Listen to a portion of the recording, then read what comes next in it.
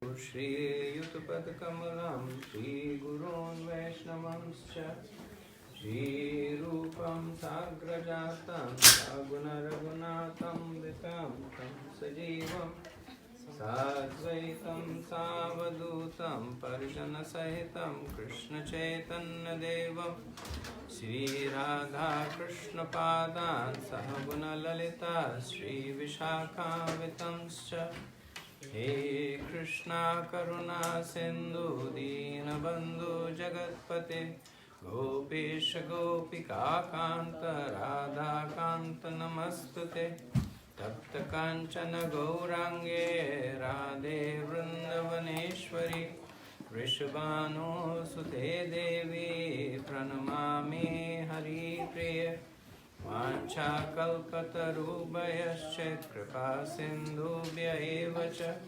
patitanam pavanebhyo vaishnavebhyo namo namaha Jaya Shri Krishna Chaitanya Prabhu Nityananda Shri Advaita Gadadhara Shivasadi Gaura Bhakta Vrinda Hare Krishna Krishna Krishna Hare Hare Hare Rama Rama Rama Hare Hare.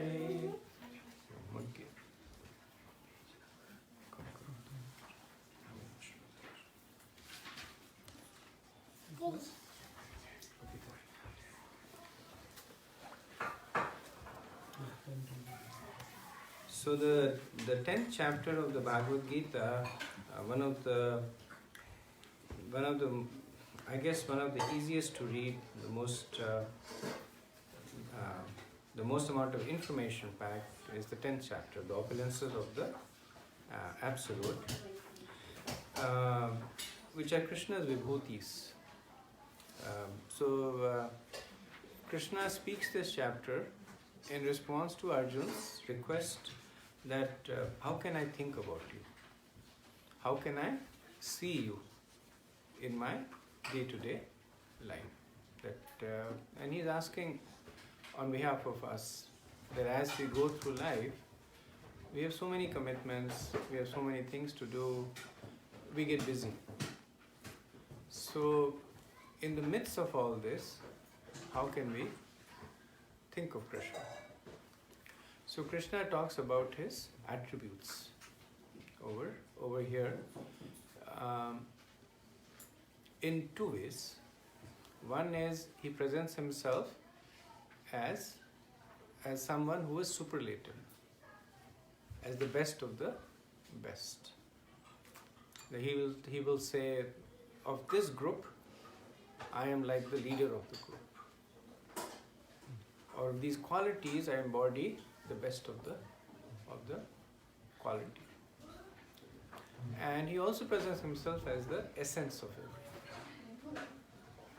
Like he'll say that of the living, I am consciousness.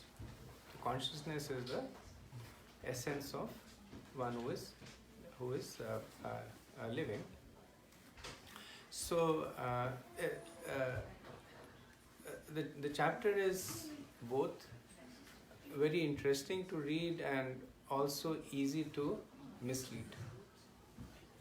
Because when Krishna presents himself as the best of the best, as a reference point, he takes those that within the material world we are familiar with. Like he will say that amongst men I am ability. So the point he's trying to make is that Purusharth, the essence of Purush is Purusharth. So he is the essence. But it does not mean that we start worshipping the ability of a man. So when Krishna says that amongst the Devas I am Indra, so Indra is the king of the Devas. So it doesn't mean that Indra is Krishna. It just means that the quality that Indra represents of being the best amongst an exalted group. The Devas are very exalted amongst the best. He is the best amongst the exalted. Like Krishna will say, amongst the men I am monarch. Right? And then some king says that I am Vishnu.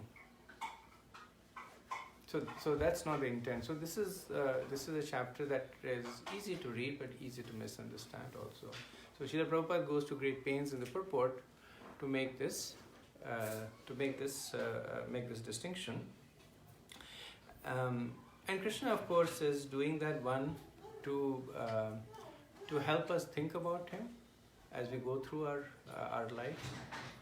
So if you see somebody who excels at something, somebody who runs very fast or somebody who jumps very high, then he's the Olympic gold medalist in terms of running, and that is Krishna. Krishna is the best of the person's ability. Somebody is very intelligent, that is Krishna. That is the best of intelligence. So Srila Prabhupada would say that Krishna, he doesn't say in the 10th chapter, in the 7th chapter he says that I am the taste of water.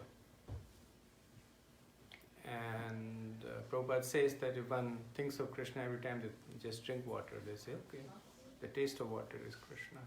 Because for a thirsty person, there is nothing that is more flavorful than water. Water actually doesn't have any taste.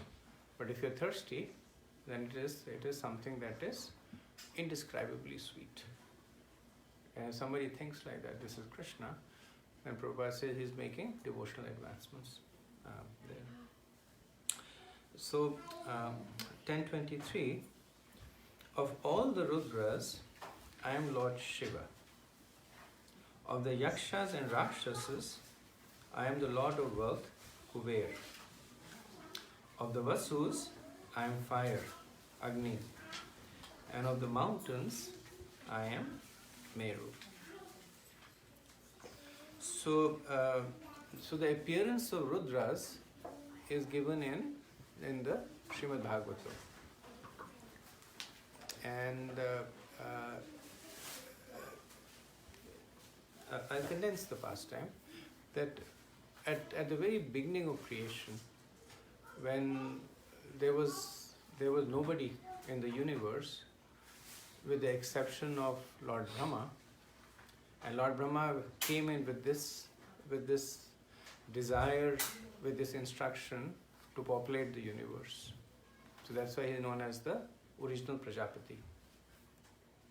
So he first creates, from his intelligence, he creates 4 sons who are known as the 4 Kumaras, the Chatur Kumaras. Sanat, Sanatan, Sanak and Sanandan. And then Brahma says to them that now you go forth and multiply. So the 4 Kumaras, they're exalted on the path of spiritual advancement, and they decline. And they say that this whole business of marrying, having children, it is not very conducive to making spiritual advancements. So even though you are a father, it's a duty to follow you. But for a higher purpose, it is okay to decline. So Lord Brahma understands the logic of what they are saying, but nevertheless he is angry. So to speak, his first attempts failed. So that anger, it manifests from the forehead of Brahma as Rudra. So in Sanskrit, Rudra means anger, it also means to cry.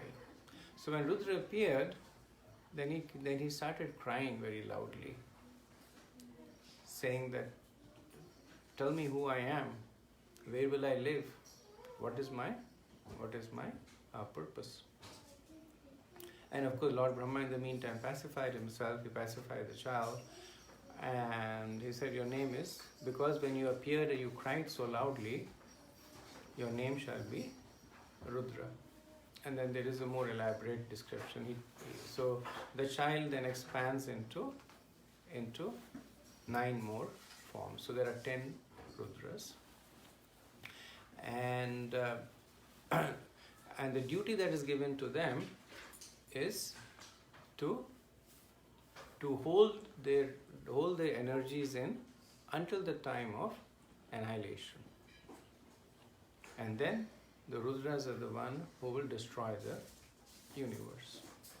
So the principal amongst the Rudras is Lord Shiva. So Lord Shiva we see we see sitting with the mudra of a yogi, with Parvati Devi next to him, with the trident and the moon, crescent moon. So he is the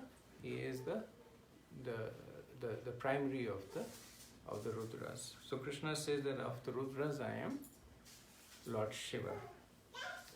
Of the Yakshas and Rakshasas, I am the Lord of Wealth, Kuvera. So again, this is given in the Bhagavatam that many kinds of human species evolved based on the propensity and desires. So there are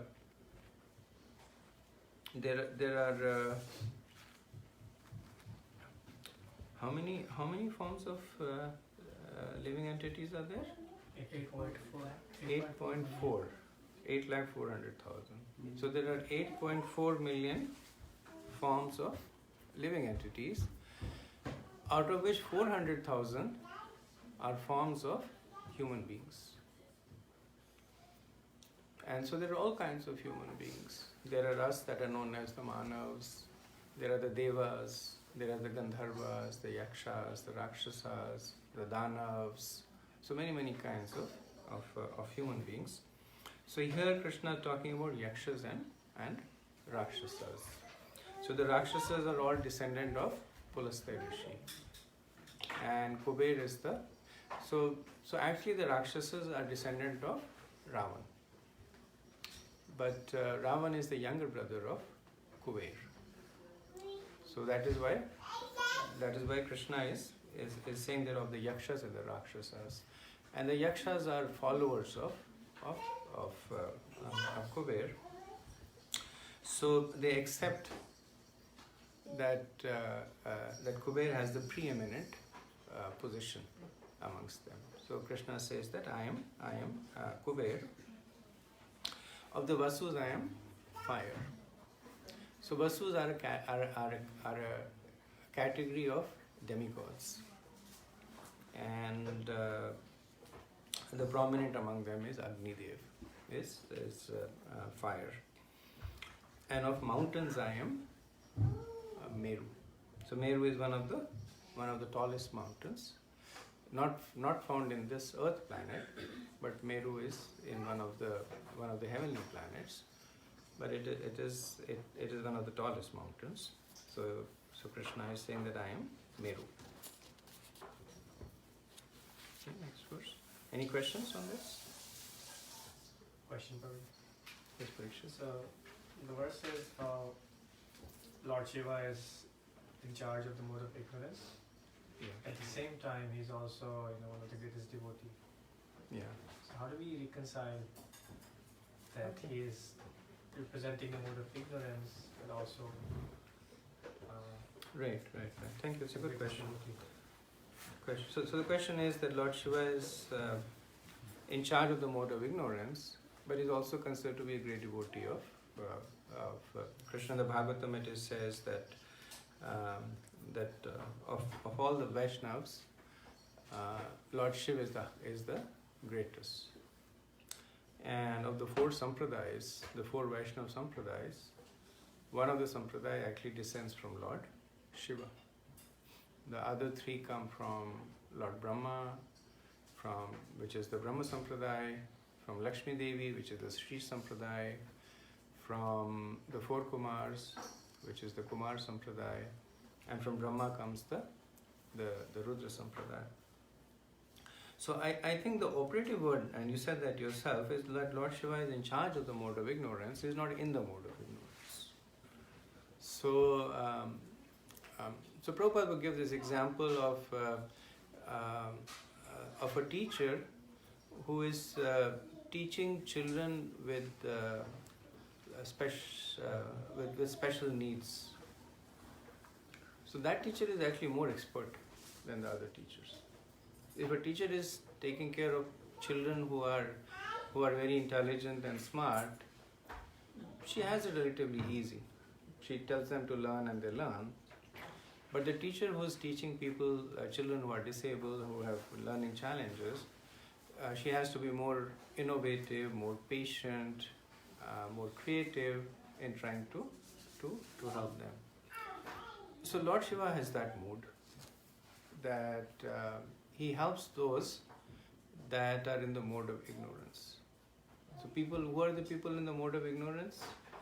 People who are addicted to meat eating, intoxication, illicit sex, gambling, people who reject scriptures, or people who are attracted to the more tamasic form of the religion. So they do black magic or worship ghosts. So these are tamasic people.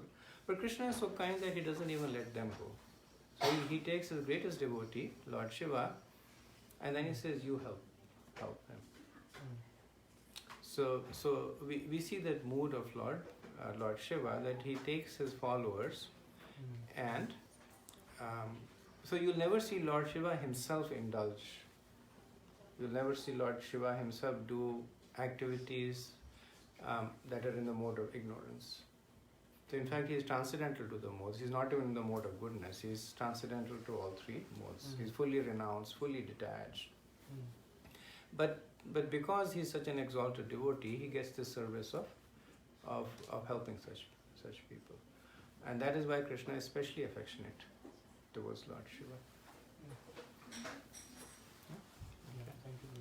I thought Lord Shiva was a destroyer. He was, so he had two portfolios, destroyer and ignorance.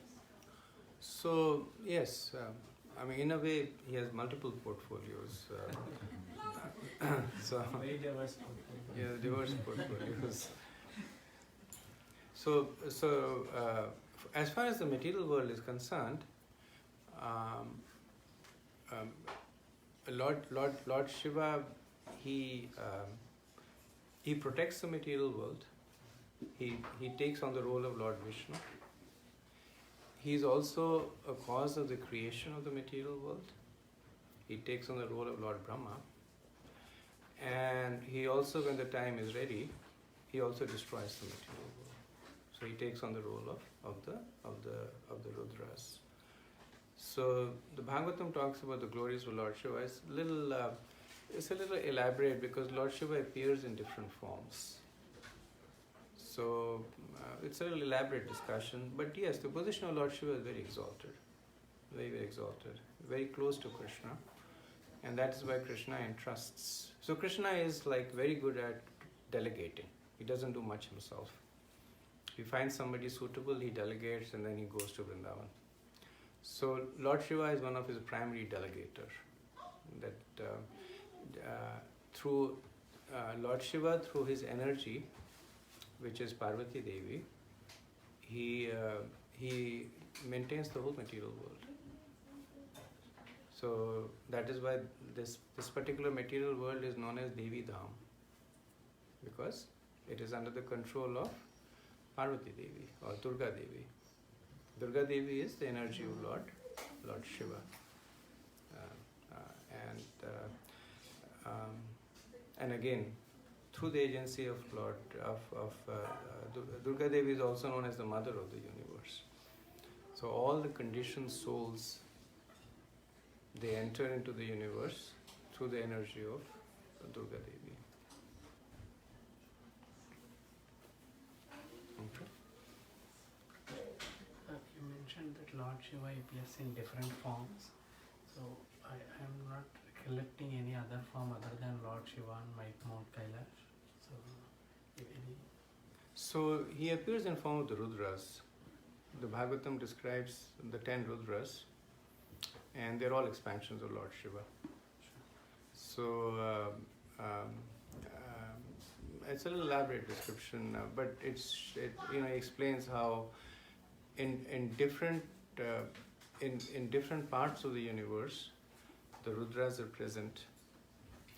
And even though their primary responsibility is for the annihilation, but they're still there. They're performing austerities. There's a pastime in which a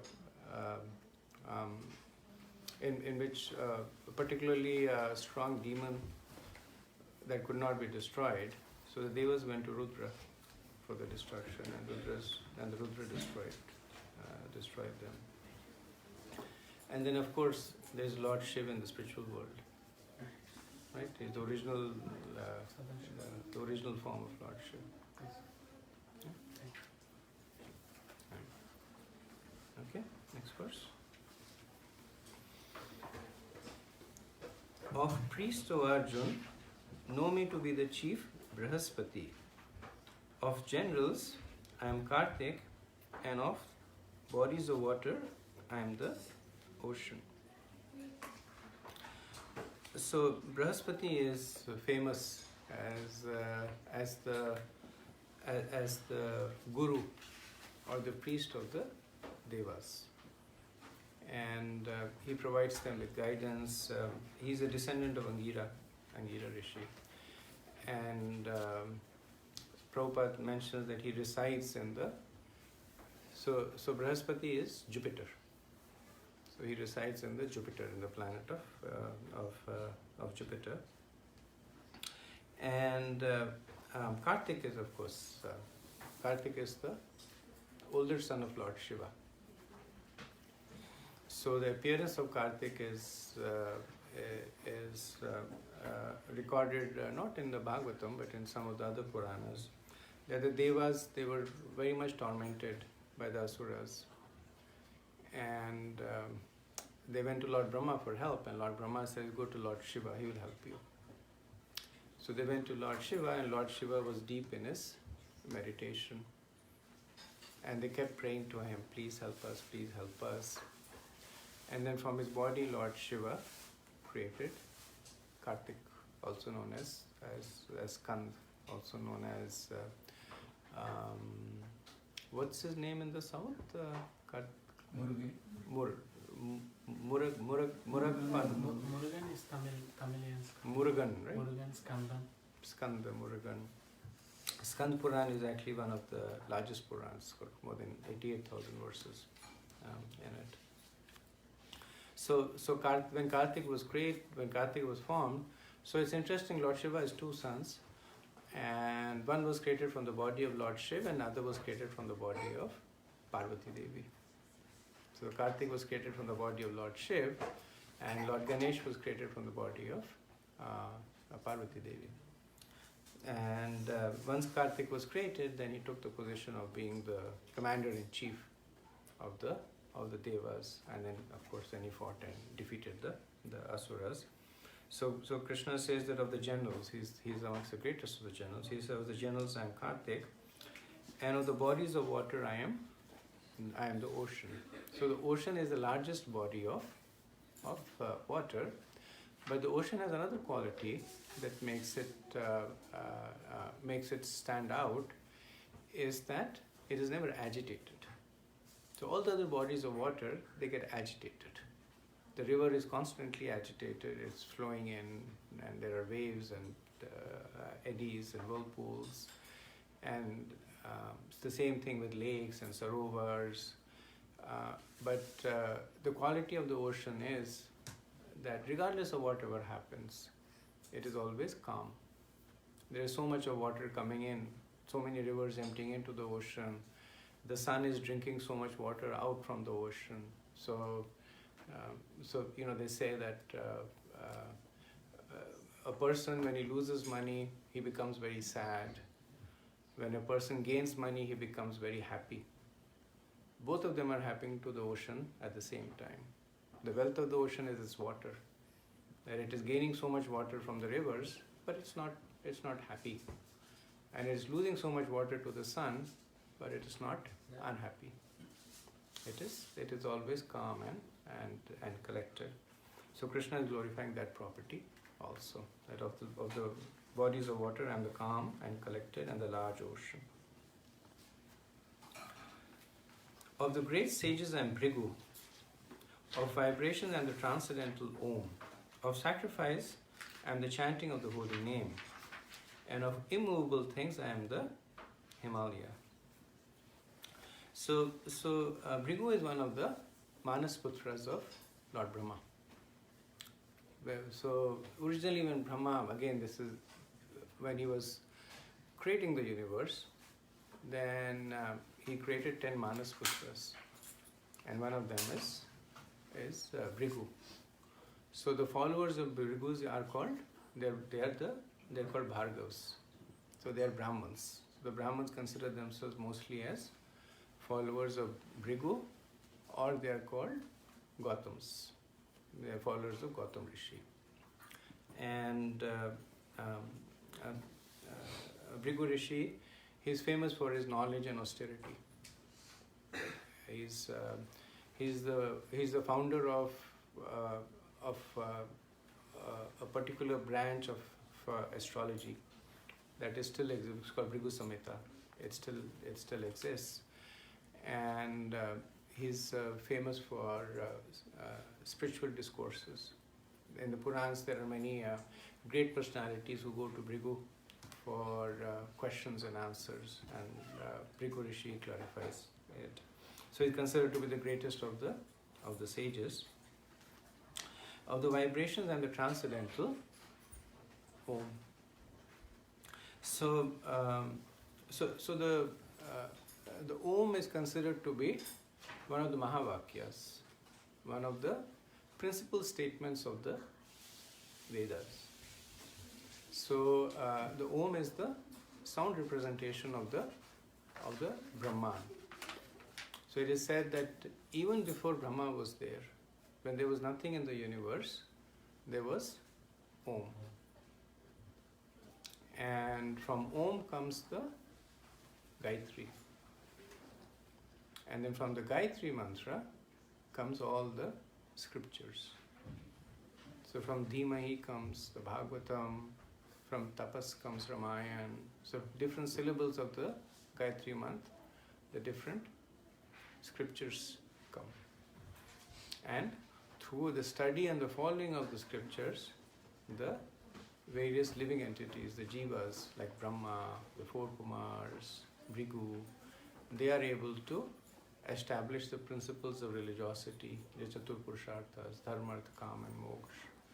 They're able to establish the principles of Dharma. But Om in itself is impersonal. So there is a group of transcendentalists who spend their life focusing on Om. So Om represents the Brahman, and the Brahman is basically it's the Brahmajyoti. It's the impersonal, undifferentiated expression of Krishna. It's the energy of Krishna. So when we study the attributes of God, then we see that Krishna, he presents himself in three forms. He presents himself as the impersonal Brahman, something that is all-pervading, all-existing, undifferentiated, no duality. Everything is peaceful over there. So that is called the Brahman. That is represented by Om. Then he presents himself as Paramatma. So as Paramatma, he is differentiated. But he is not differentiated. That everybody, so every living entity, every soul is accompanied by Paramatma. So every Atma has a Paramatma accompanying. So in that way, Paramatma is differentiated. There is Paramatma in my heart, there's Paramatma in your heart, there's Paramatma in the heart of a dog, there's Paramatma in the heart of the demigod. So everybody has Paramatma. Through the agency of Paramatma, the soul is actually surviving in the material world. because they say that we are not material beings having a spiritual experience, we are spiritual beings having a material experience. So our intrinsic nature is that we are eternal spiritual souls. But we have somehow or else come into this material world. So if you were to go to a completely alien planet where you cannot breathe the air, you cannot drink the water, where you don't know how the laws of nature work, then you're completely incapacitated. If you went to moon, like in our current form, we would not survive over there because there's no air to breathe, it's too cold over there.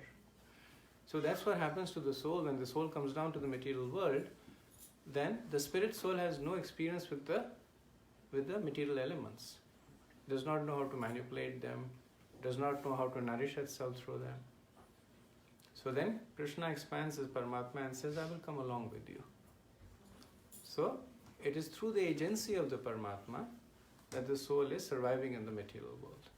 It is through the agency of the Paramatma that we are able to manipulate the material elements. Because think of it this way, if we were manipulating the material elements as per our desires, then whatever we desire, we should be able to manifest that desire.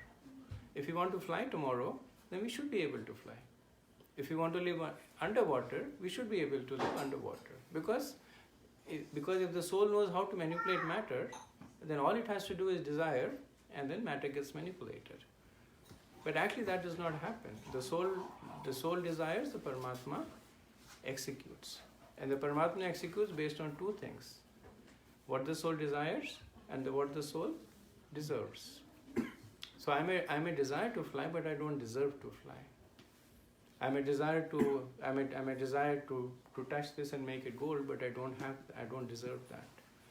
There are yogis who can do that. They can touch iron and make it gold. So they have acquired that level of those siddhis. And the Paramatma says, okay, you deserve. So if you touch iron, gold, and Paramatma makes it gold. Not for me. And then the third representation is Krishna as Swayam Bhagwan. So that is, Krishna is the source of Brahman and Paramatma. So Krishna in this he says, of the transcendental sounds I am Om. And then right after that he says that of sacrifices I am the chanting of the holy name, or Chap. Thank you. So especially for Vaishnavas, especially Gaudiya Vaishnavas, this is a very important statement, because this represents our core spiritual practice. So before we started the Bhagavad Gita discussion, we chanted the Hare Krishna Maha Mantra, which is Chap, which is chanting of the holy name. And there are so many kinds of sacrifices that are given in the Vedas. The Rig Ved, Sam Ved, Yajur Ved, they all talk about so many kinds of sacrifice, very, very elaborate processes, many, many mantras to chant. And in the earlier times, people followed that process. They would do those sacrifices, they would get the desired result. In the present day and age, those yajnas are not possible, because there are no qualified priests, there's not enough paraphernalia, there is not enough support in the environment to handle those yajnas. But it's not really an impediment, it's actually a benefit for us. Because what that leaves us with, the chanting of the holy name of Jap. And when we are chanting the holy name, there are no rules and regulations. So Chaitanya Mahaprabhu in Shrishtastakam, he says, Nama Namakari Bahuda Nija Sarvashakti Tatrapita Niyamate Smarane Nakala. So he says, Krishna, you have so many names, Nam Namakari Bahuda and Nija Sarvashakti. That in each one of them, Sarvashakti. You have invested them with all your energy. Tatrapita Niyamate Smarane Nakala. So Niyam means rules and regulations. Kala means skill. So he says, Tatrapita Niyamate na Smarane Nakala. There are no rules and regulations, no skills needed. So to do a Vedic yajna, a lot of skills are needed. The Brahmins would study for many years just to be qualified to sit and chant those mantras. But to chant the holy name, there is no skill that is needed, no kala. There is no rules and regulations that are needed, especially for the Maha Mantra that has Krishna's names in it. In the other mantras, there may be rules and regulations. For Gayatri Mantra, there are rules and regulations. And there are other Vedic mantras also. There are rules and regulations. But here, in this verse, Mahaprabhu is talking about Nama Namakari Bhavada. He's talking about the mantras that's composed of the names of Krishna. He says, Smaranaka, Etadrashi Tab Kripa Bhagwan Mamapi. He says, I see this as so much of Kripa, so much of what is Kripa? Kripa is like so much of benediction, so much of blessings. Durdevyam idrisham ihajani na anurag. It's my misfortune that na anurag, that I have no attraction for chanting of the holy name. And then we all experience that at least for those of us who are chanting, then because when we take the vow to chant, or when we accept this as part of our life, we chant, but maybe we don't chant with full attention. Maybe we don't chant with experiencing the bliss of chanting. That's because we have material conditioning.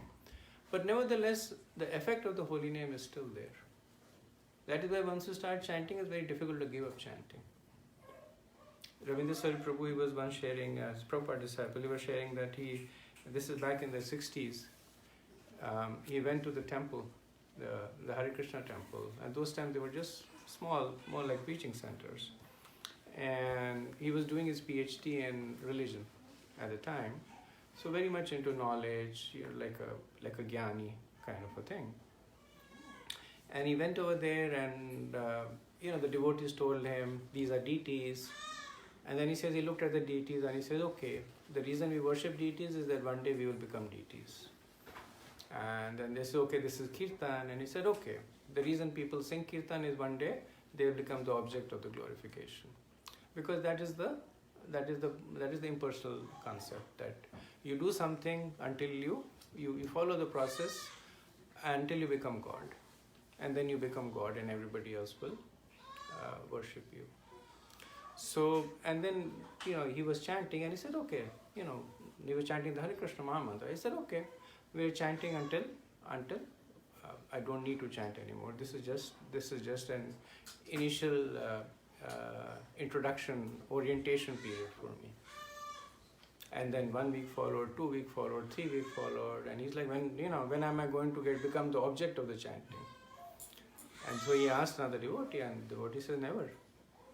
You will always be the servant of God. So then he said that was like a big rude wake-up call. He said, here I'm trying to be God, and he's saying that I'll always be the servant of God. So he stopped going to the temple. He was very upset at that. He stopped going to the temple. And but he said that he had already gotten so addicted to chanting that he just could not stop. So he said, okay, I will chant at home, but I won't go to those rascals in the temple. So he started chanting, but then the nature of chanting is that even if you do it with offense and with negativity, it still purifies you. So he as he chanted, he developed more and more attraction towards devotees, and then of course he later on became one of the staunchest followers of Srila Prabhupada. For now, it's been more than 50 years. He's one of the leaders of the community. So that's the nature of Chap, and specifically in this age of Kali, where in the Bhagavatam it is said that in the age of Kali, men are, and I guess when they say men, they mean women also. So they say that men are quarrelsome and lazy.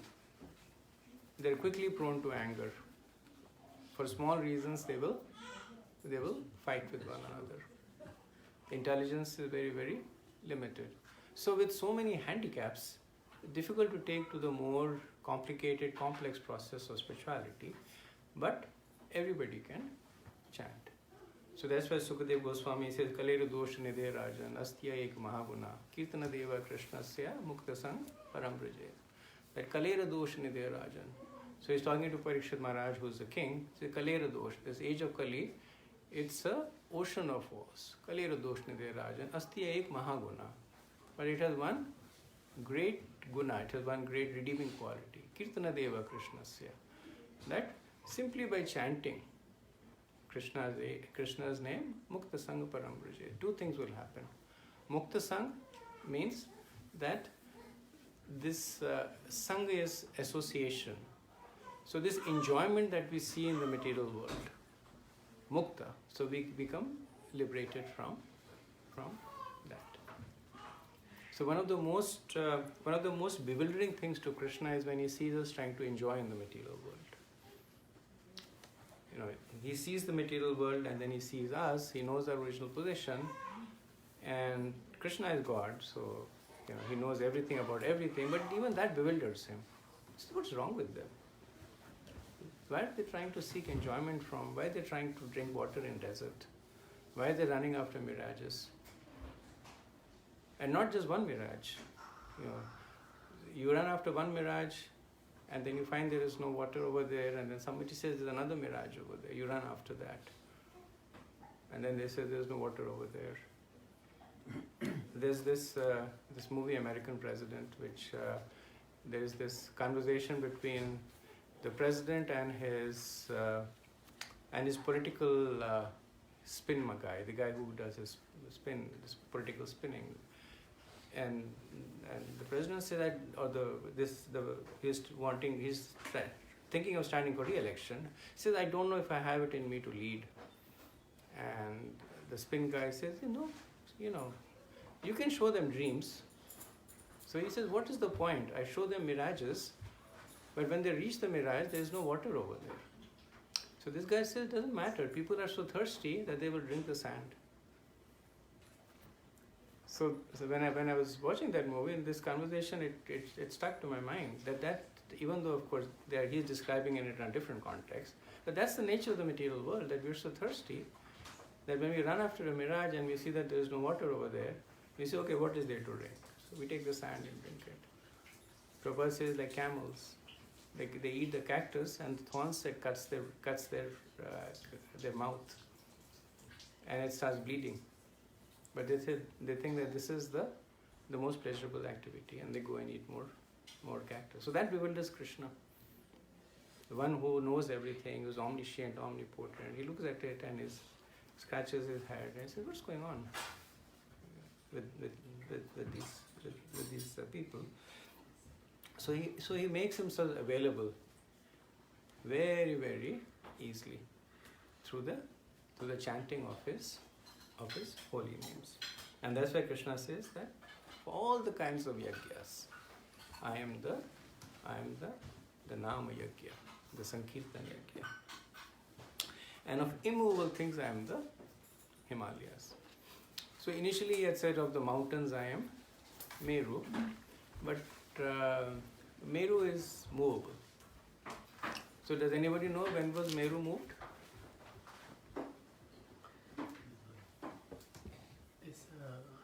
There is a Mount Meru and Vindhyachal, there is a competition. Samudra Manthan. During Samudra Manthan, the Devas, they took Meru, they put it into the ocean, they used Vasuki as a snake and they started doing it. Himalayas doesn't move. That is Mandara mountain. Mandara on the Vasuki, that is on the mountain, not Meru. Oh, okay. What does Prabhupada say in the purport?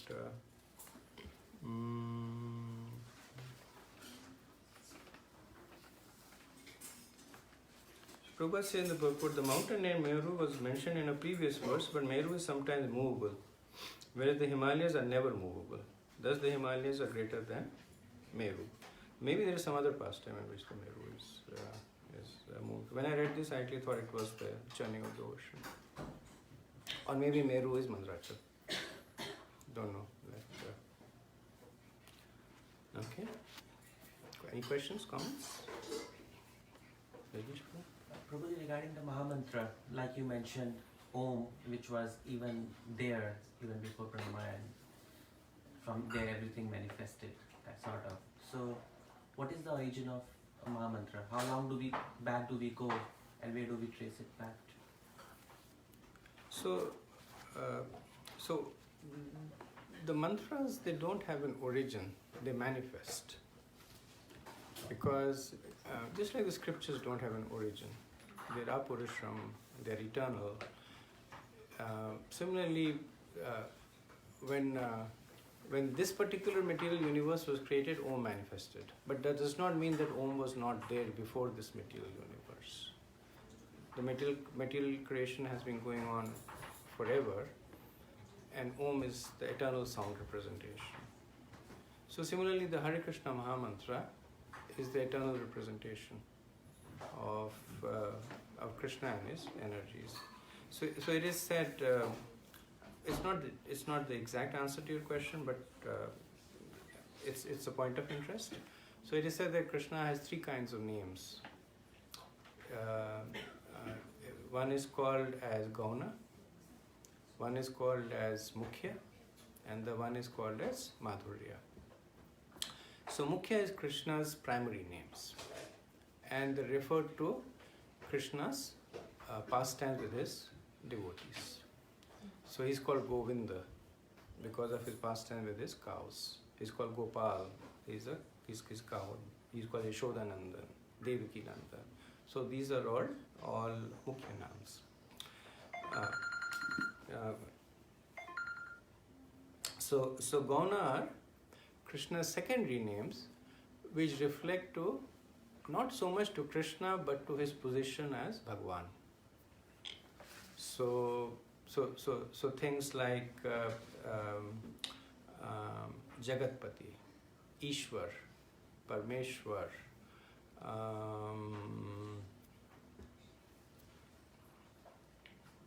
so many other, I can't think, but so many other names, where he is the maintainer, the sustainer.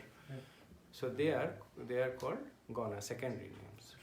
And there are three names that are considered to be Krishna's Madhurya's name, where Krishna invests all his sweetness.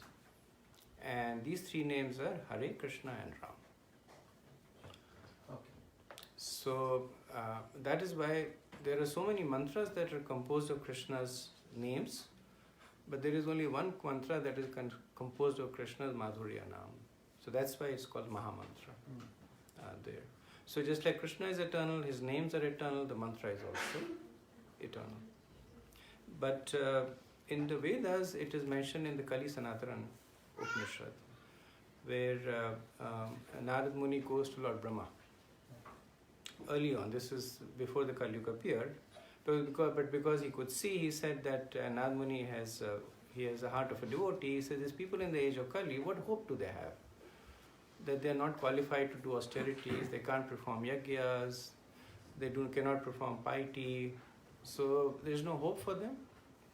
And then at that time, Lord Brahma, he says, Hare Krishna, Krishna Krishna, Hare Hare, Hare Ram, Ram Ram, Hare Hare, Iti Shodashkam Namanam, Kali Karantram Nashanam, Nath Paratropaya, Sarve Deshe Drishetu. So the mantra appears over there and says, Iti Shodashkam Namanam. So these 16 names, Kali Karantram Nashanam, it will destroy all the, Karantram means all the kleshas, all the inauspiciousness in the age of Kali, Sarve Deshe Drishetu. And so Brahma is the first receiver of the Vedas. Okay. So he is the topmost student of the Vedas. He says, I'm not saying this based on mental speculation. He's saying Sarva Vedesha Drishyate. He says, after having studied all the Vedas, this is my conclusion. Right? So that's one of the popular places it appears. It appears at other places also. Once we did this discussion on the Hare Krishna Mahamantra, I don't remember off the top of my head, but in the other Purans also, the Hare Krishna Mahamantra. But this is the most quoted reference. But it manifests over there. Right? It's eternal. Thank you. Thank you. Prabhu, I have two questions. Yes, Prabhu. One, I never see the sign Om in any of ISKCON temples. Never see the sign Om. So that's a statement, that's not a question. Yeah, is there any reason? I don't know. You see the Hare Krishna Mahamantra in the ISKCON temple, right? Yeah. So you don't, I mean, a follow-up would be we don't chant Om, Yeah. right? We chant the Hare Krishna Mahamantra. That's the primary meditation. So the focus of devotees is not so much the impersonal Brahman that is represented by Om. It is Krishna Swayam Bhagwan that is represented by the Hare Krishna Mahamantra. So that's why there is not much focus on Om. There is not much focus on chanting of Om.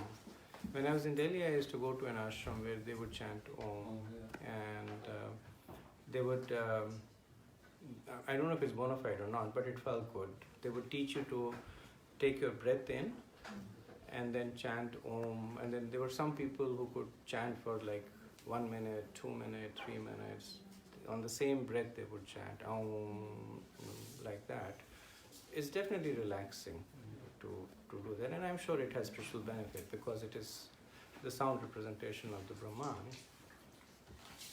But the chanting of the Hare Krishna Mahamantra, if you do it sincerely, it's very enlivening.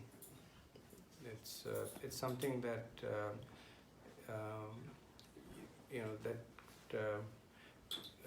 revives your relationship. So the nature of relationship is vibrant. So it kind of revives the relationship with God. And else? And second is we don't say Gayatri Mantra either. We do say Gayatri Mantra, but only after initiation. So Gayatri Mantra, and this is a little different, that as per the Vedas, the Gayatri Mantra should never be chanted aloud.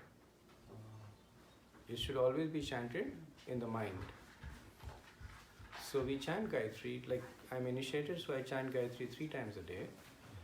But the injunction is that it should be chanted in the mind. But and there are different reasons for that. But I know if you go to Vrindavan or some different places, you'll see the person who's selling sugarcane juice. He has Gayatri Mantra running on a tape, and it's there everywhere, right? Everywhere. So at least as per Gaudiya Vaishnava understanding, that is offensive. So it's like giving. So Gayatri Mantra is a very potent mantra. So only one who has received it from the Guru through the bona fide initiation process is qualified to chant it. Is that okay? Yeah, thanks. Okay. For somebody else, I think Akshay and then Ravi. So, Prabhuji, did you mention that once devotees start chanting, obviously I'm talking about referring to experienced devotees, that not the initial chanters, but even though there is not so much of ras in chanting, they still continue to chant. Right. So, should we assume that the holy name is not different from Krishna, right? Right. So that once we start chanting, that once we are with Krishna, Krishna never leaves us. So is it like that we go on autopilot, like, and we don't have to? We should be rest assured that once we have started chanting, that this is going to go on for a long time.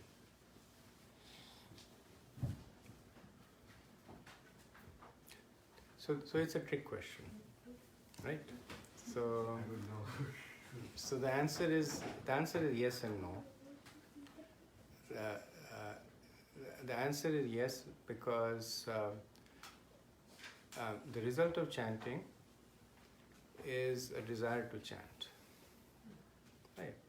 So yes, so that way the answer is yes. You could go on autopilot mode, and as long as you're chanting, it will create it will create a place for itself.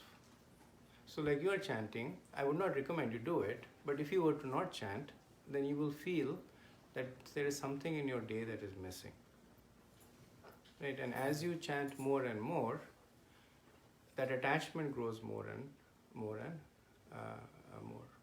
You know, there are cases where devotees, and these are devotees, sannyasis who have been chanting for a very long time, they get so attached to chanting that even in the very dire circumstances, they cannot give up chanting. Like I personally witnessed Bhakti Tirth Maharaj. He was in the last stages of skin cancer, and he was completely, he was at any moment there giving up his body, and you could see his fingers moving on his other fingers as he was chanting.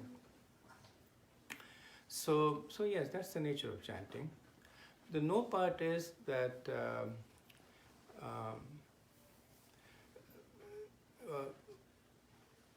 what is glorious over here is our effort, is the sincerity that we put in. So the nature of sincerity is that it constantly strives to improve upon itself. Otherwise, it's not sincerity, it's something else. So you work in a professional environment, and you can make the distinction between employees who are motivated and employees who are not. So there are some employees on autopilot, they won't get fired, but they won't get promoted. And then there are some employees that are motivated, they're going on, getting more certifications and trying new things. They're the ones who get promoted, they're the ones who make advancement. So while we are chanting, that's what our endeavor should be. How can we improve our chanting? How can we prevent our mind from wandering? Maybe early morning chanting is better quality than later day chanting. Maybe chant, so it's a whole discussion itself, but that is our expression of sincerity. The first expression of sincerity towards chanting is regularity. Right, that's the first expression of sincerity. That I'm chanting 1 round, I'm chanting 10 rounds, I'm chanting 16 rounds, whatever I'm chanting, I chant that every day. Whether it is hot or cold, whether I'm sick or I'm well, whether I'm busy or free, I chant that every day. That's the very, very, very first manifestation of sincerity. That's why sometimes people come and they say, on an average, I'm chanting 8 rounds, Prabhu. So I'm saying, what do you mean by average?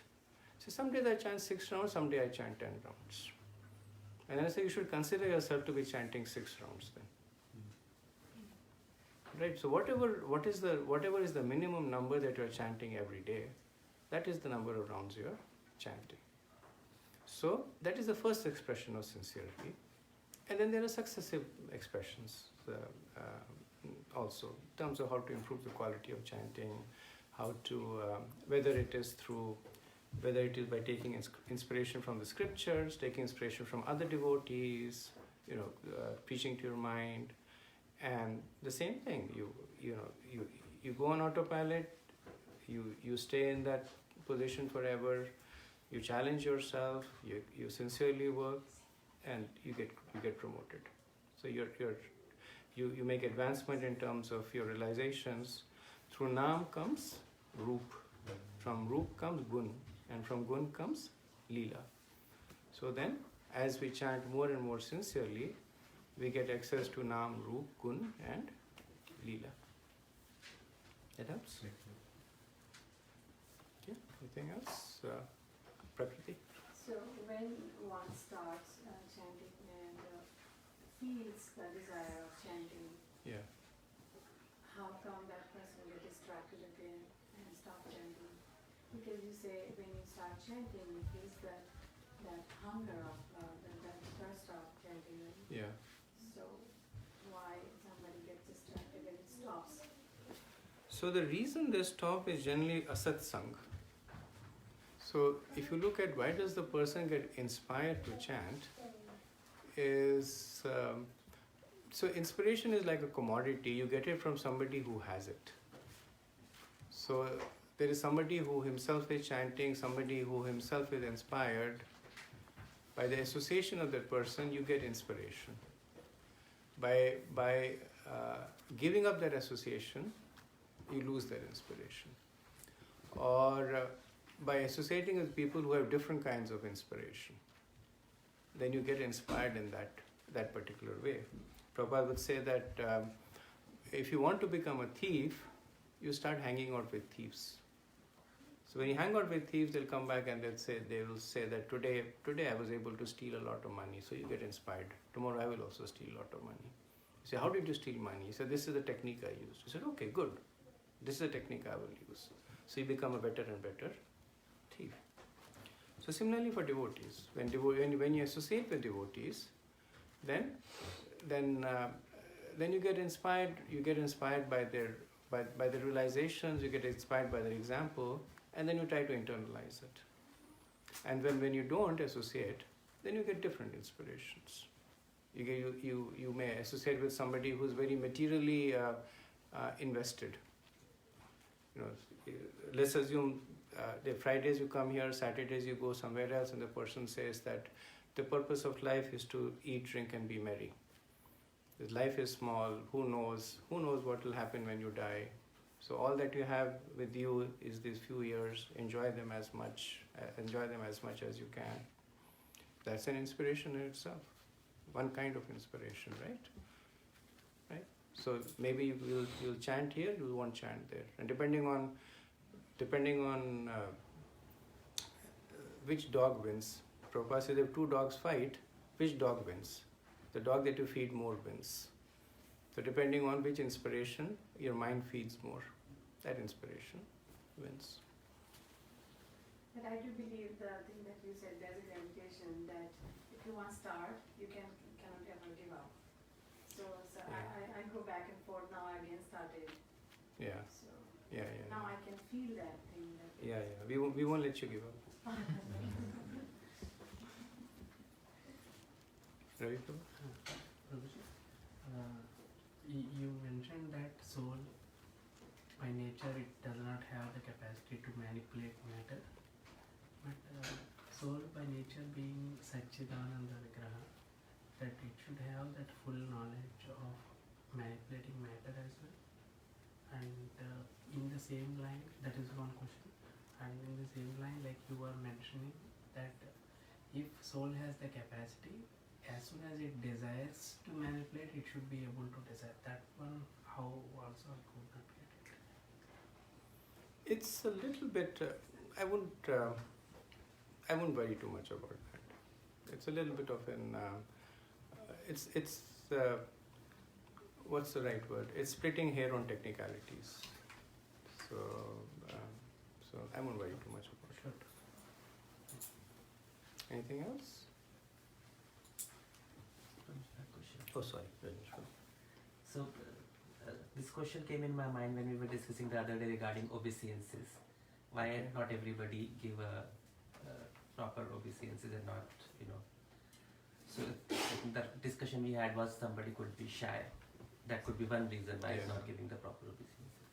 So same way over here, when we are chanting every day, where we have a desire within us to make progress, right? And it's a potency of the mantra. So I don't know whether autopilot will enable it, will create the path for us, or as you said, we have to endeavor also for it. So I'm slightly confused, even considering my own case. What are the next steps? How does it happen? How does what happen? Should I just continue to chant the way I'm chanting and then hope to make more advancement, or do I have to make more endeavor from my side? Do I have to ignite?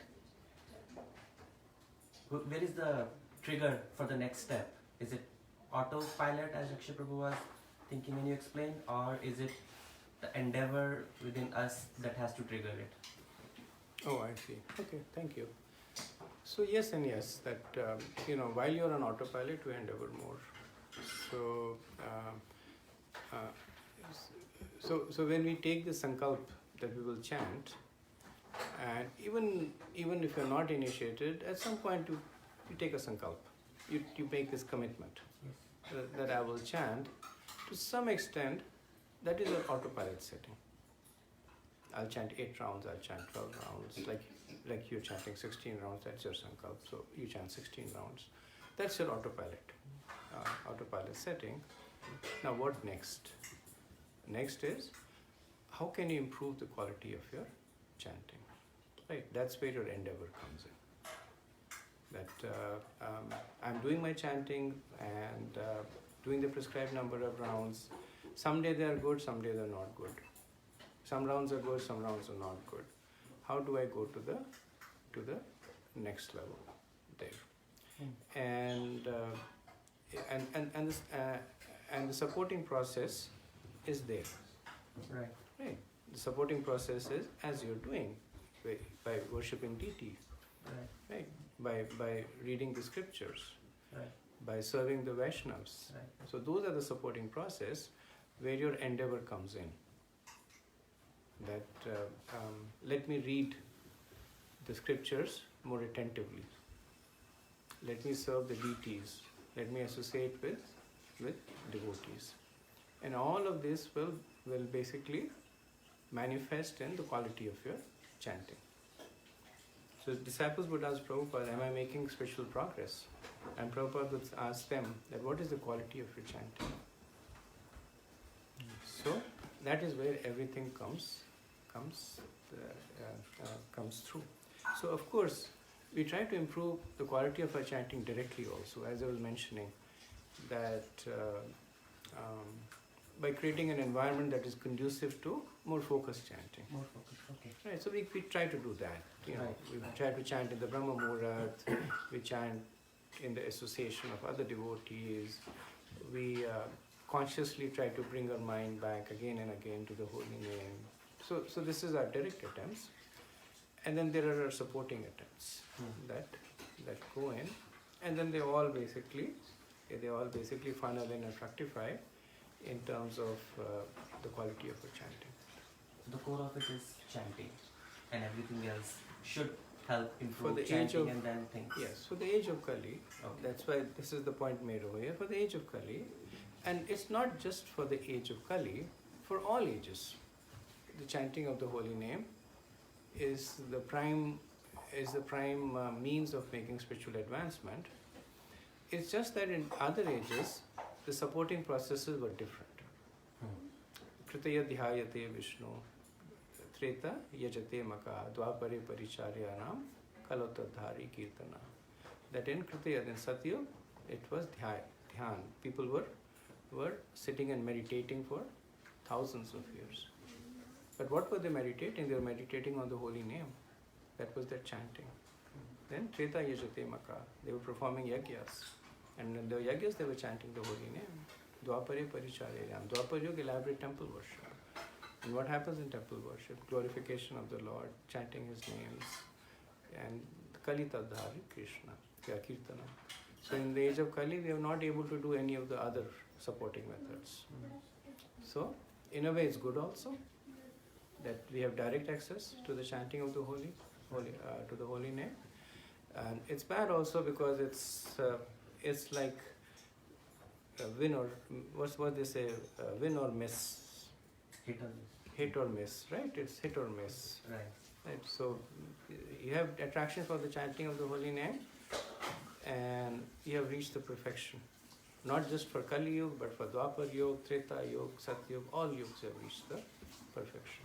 One who chants does not have to do any of the other, does not have to meditate, does not have to perform yagyas, does not have to do deity worship. That is the ultimate goal. Thank you so much, Prabhu. So we should take our chanting very, very seriously because that is the essence. The chanting is the essence, right? I think it's just I think when we always chant, it depends how you start experiencing different, right? Your perception changes when you start looking at things, right? I mean, so slowly, yes, an autopilot, but slowly how you start perceiving things, right? It doesn't matter objective or, I think in that That's how I feel. Yeah. Start experiencing something within difference. Yeah. Right? Sometimes. And one of the earlier experiences of chanting is material detachment.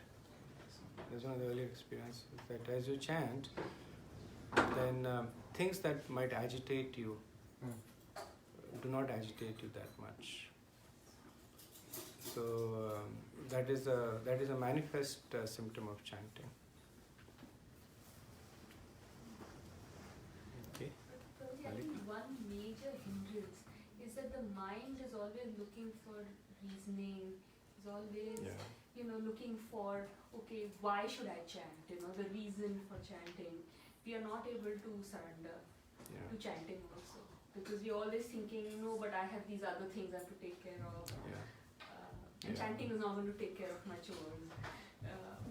Or today I'm really upset, so that Correct. anger is taking over your quality of chanting or your desire to chant. Correct.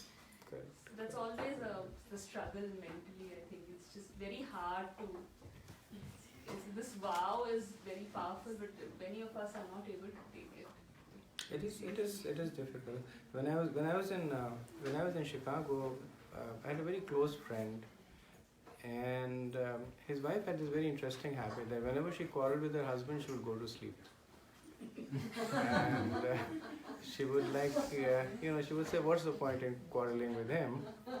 So she would go to the room, she would sleep, and she would come out, and then she would be all okay.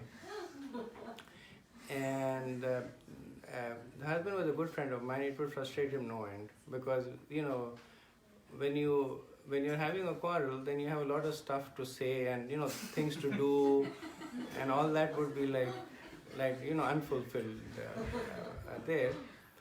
So so he would say, I've never won an argument with my wife. I've never won a fight with my wife, because she doesn't engage. She goes to sleep, right? So that's the nature. Like when you have so many things that are ready to fight with you, then chant. Because you can bet that after you chant, your chores will be there. They're not going to go away. The material emotion that you're experiencing, they'll be waiting for you patiently. They're not going to go away there, right? But you're not, instead of giving them 24 hours in a day, you're giving them 22 hours in a day, right? So at least you're not giving them the pleasure of taking over you 24/7, right? So that is your first victory, and it's not a small victory. Believe me, I used to see my friend. He used to be very agitated. So I, in my mind, it's like, that's the modes of material nature. They're waiting to fight with you, try to conquer you, try to overwhelm you. If you don't give them gravity, they'll go away. What will they do? I read somewhere that to train your kids to not develop anger, you should teach them to distract themselves. It's exactly what you're saying. Basically, the wife is just distracting herself. Correct. Yeah. I look at it this way, the chanting is like an alcoholic guy, he has to have alcohol. Same way is chanting, you do it 10 times and you have to do it the next day too, because you are used to it so much. It's transcendental addiction. People who run, They have to run every day, right? they run every day. Yeah. Even if it's winter, I see people running outside. I'm warmly sitting with my sweater and all that. I see this person running, and I'm like, what's wrong with him? But yeah, that's how that person is conditioned.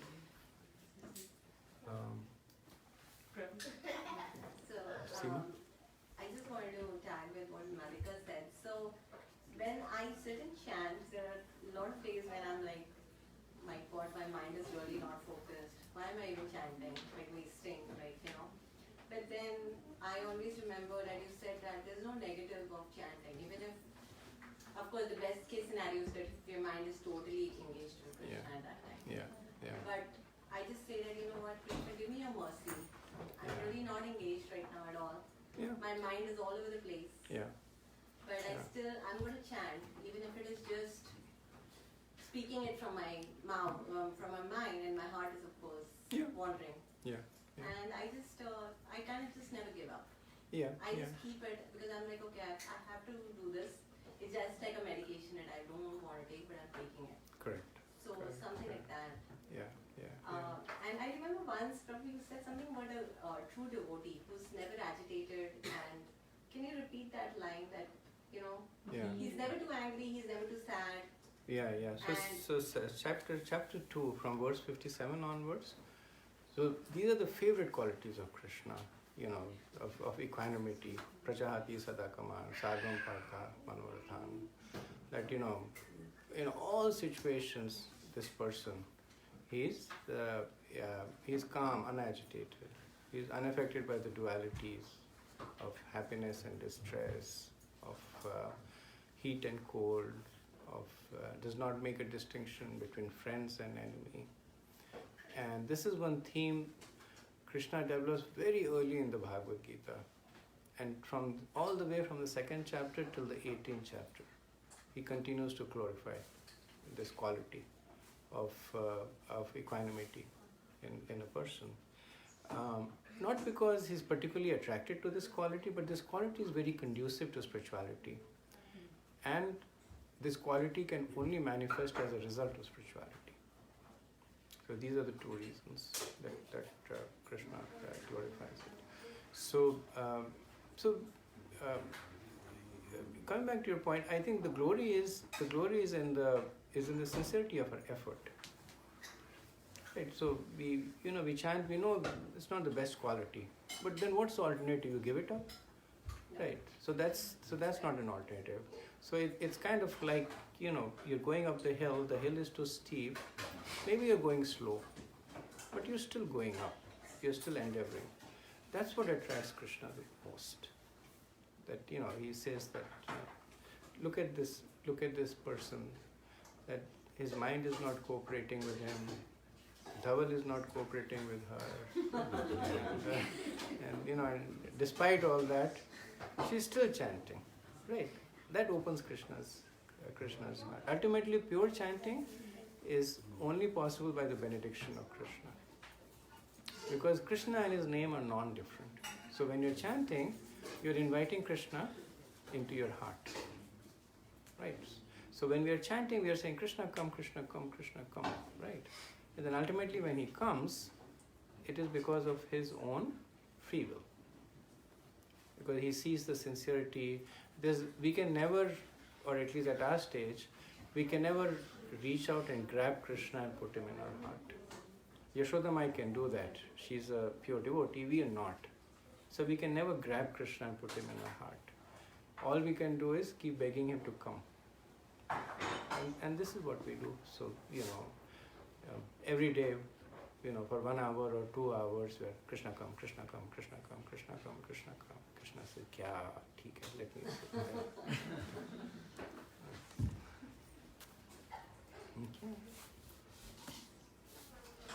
Just wanted to add one example to what we were discussing, challenges versus equanimity. So you had given that example earlier of a devotee like a swan or a duck, who from the outside may look very calm and, you know, full of equanimity, but there's a lot of effort going in being that state. So there's a lot of effort, there's a lot of challenges which are getting overcome through that effort. Yes. But the result is the serene personality that you get out of it, like a devotee, pure devotee. Yeah, it's a good point. Thank you.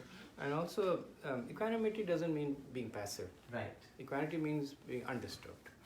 Enthusiasm still very much. Enthusiasm is there, the fervor is there, but equanimity means that you're undisturbed.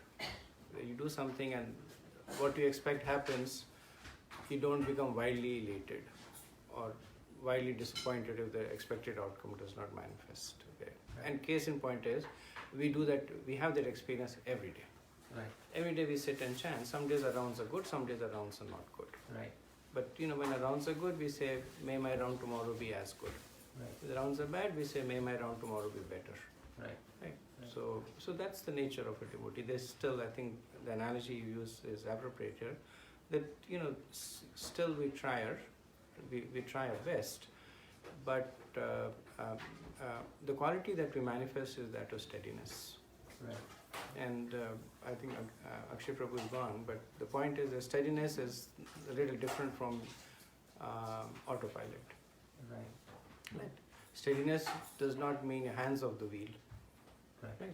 Steadiness means steadiness in effort, steadiness in desires, steadiness in maintaining our sankalps. So that is the steadiness that we are aspiring for.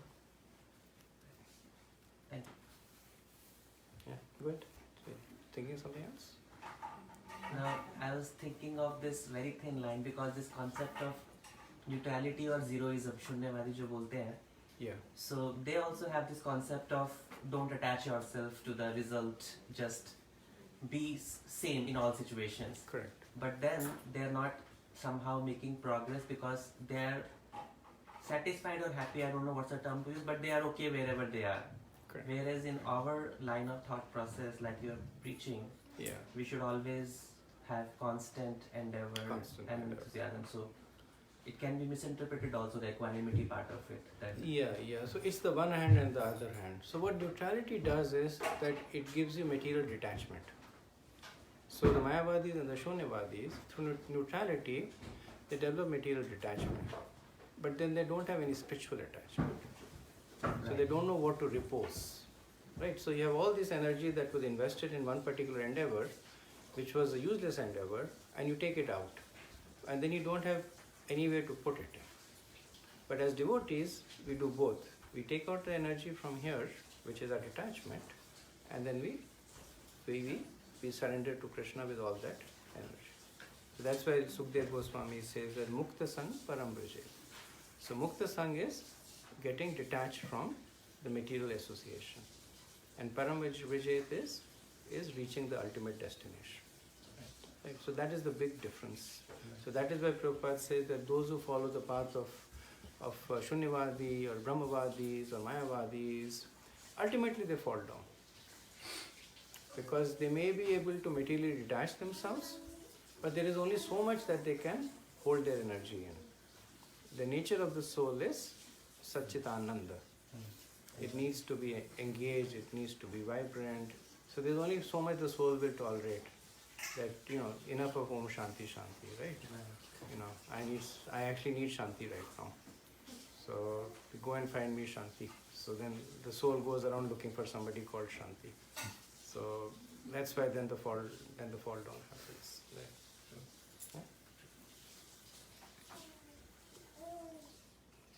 Okay.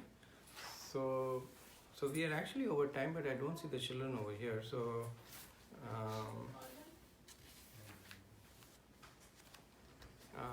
I can call them. The next verse has quite a few analogies. So maybe I'll hold off. While the children are coming, if there's any other thoughts or comments, or anybody would like to share anything. Well, I just thinking when we chant, mind get agitated and all those things. But then when we chant congregatedly, I think it is much easier to concentrate and improve upon that. And same thing happens in the when the ups and downs in life comes, and we sometimes get anger and so many difficulties and distraction that comes. More we come in association of good devotees, you already mentioned that those things slowly moves away. We become more, kind of stable and progressing. So I think the sangha that we are doing on Friday, the whole weeks of tension and all those disturbance, I think we get energized from today, because 1 hour of association. And same happens in the morning, the chanting, chanting. Even if it is 15 minutes, that gives so much energy to continue the whole day. I agree. I can personally feel the stimulus on the Friday carrying me through the week, and that's the nature of Vaishnava Sangha. That just being in the association of devotees, Prabhupada says that a devotee is one who reminds you of Krishna. So just being in the association of devotees, you are reminded that this is a person who has a relationship with Krishna.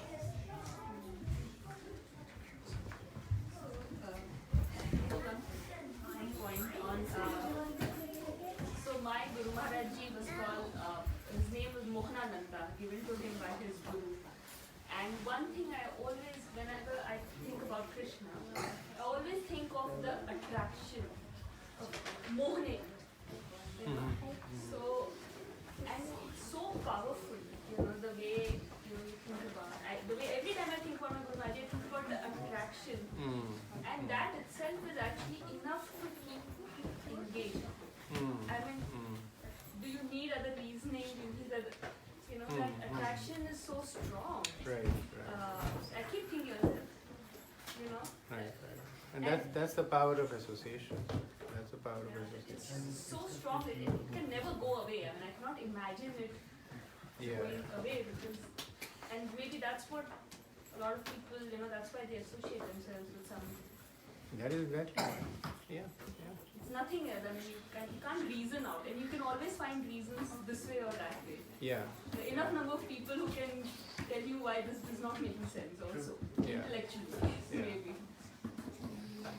Just that Miraj, right? Water is there. There's so many messengers. They give in different directions. You have to decide the right course of action. Srila Prabhupada ki jai.